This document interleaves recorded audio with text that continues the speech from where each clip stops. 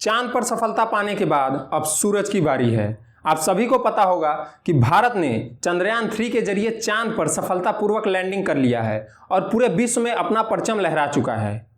चांद पर जाने वाला सूरज से कितने दिनों तक दूर रह सकता है, इसलिए इसरो ने लॉन्च किया है अपना अगला मिशन आदित्य L1। ये आदित्य L1 क्या है? क्या चंद्रयान 3 ने जैसे चांद पर लैंडिंग किया था वैसे ही आदित्य L1 सूरज पर लैंडिंग करेगा? अगर करेगा तो सूरज के हाई रेडिएशन और हाई टेम्परेचर से क्या इसका जीवित रहना संभव है? इस मिशन से अपने भारत को क्या लाभ होगा और इससे पूरे विश्व को क्या लाभ होगा?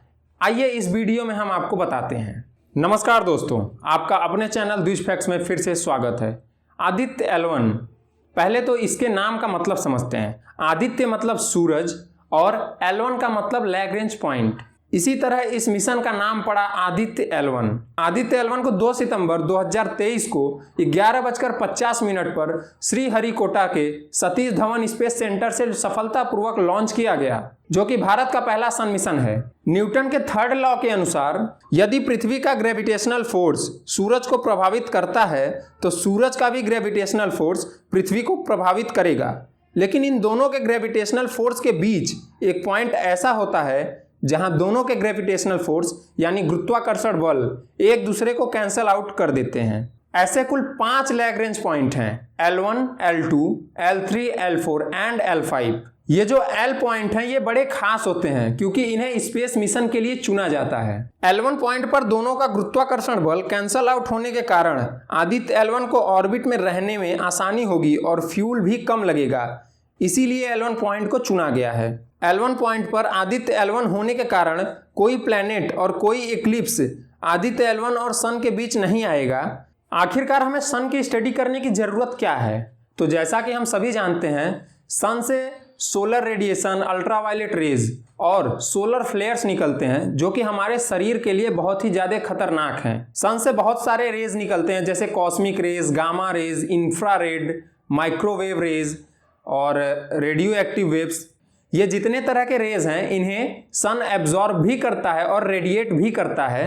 कई बार इन्हीं रेज के कारण सैटेलाइट भी डैमेज हो जाते हैं, इसलिए सन की स्टडी करना हमारे लिए बहुत ज़रूरी है। हमारा सन पृथ्वी से 109 गुना बड़ा है और वजन में लगभग 3,33,000 गुना भारी है। एक सन के अंदर 1.3 मिलियन अर्थ्स आ सकते हैं। जैसे पृथ्वी के अंदर अलग अलग लेयर्स होते हैं वैसे ही सन के अंदर भी अलग अलग लेयर्स होते हैं। सन के अंदर एक कोर होता है जिसमें न्यूक्लियर फ्यूजन के रिएक्शन होते हैं और जहां पर हाइड्रोजन और हीलियम गैसेज को एनर्जी में बदला जाता है। इसी एनर्जी से हीट प्रोड्यूस होता है और गर्मी निकलती है। सन का जो सबसे आउटर लेयर है जिसे कोरोना कहते हैं, जो कि एक रिंग की तरह दिखता है as like oh. Aditya L1 को लगभग 127 दिन लगेगा अपने डेस्टिनेशन तक पहुंचने में। लैग्रेंज पॉइंट पृथ्वी से करीब 15 लाख किलोमीटर दूर है। जिस पॉइंट से आदित्य L1 सन का स्टडी करेगा, यदि आदित्य L1 को सन के ज़्यादा करीब ले जाया जाए तो सन के टेम्परेचर और रेडिएशन से वह डैमेज हो जाएगा। चांद पृथ्वी से 3,84,000 किलोमीटर यानी लगभग 4 लाख किलोमीटर दूर है, जबकि L1 पॉइंट उससे लगभग 4 गुना ज़्यादा 15 लाख किलोमीटर दूर है।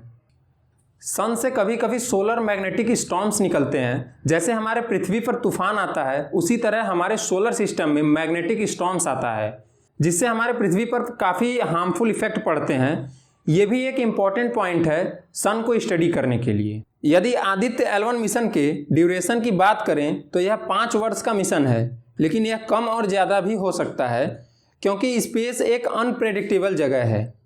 इस मिशन पर जनवरी 2008 से काम चल रहा है और 2016 से 17 में सिर्फ 3 करोड़ का बजट एक्सपेरिमेंट के लिए दिया गया, यानी एक्सपेरिमेंटल बजट। और फाइनली जब सब कुछ तैयार हो गया तब 370 करोड़ का बजट तय किया गया और इसरो ने इतने कम बजट में सन स्टडी करने के लिए तैयारी कर लिया है। आदित्य L1 इम्पॉर्टेंट इसलिए भी है क्योंकि ये भारत का पहला सन फोकस्ड मिशन होने वाला है। भारत से पहले अमेरिका का पार्कर सोलर प्रोब, USA का सोलर ऑर्बिटर मिशन और चाइना का advance space based solar observatory mission launch हुआ है।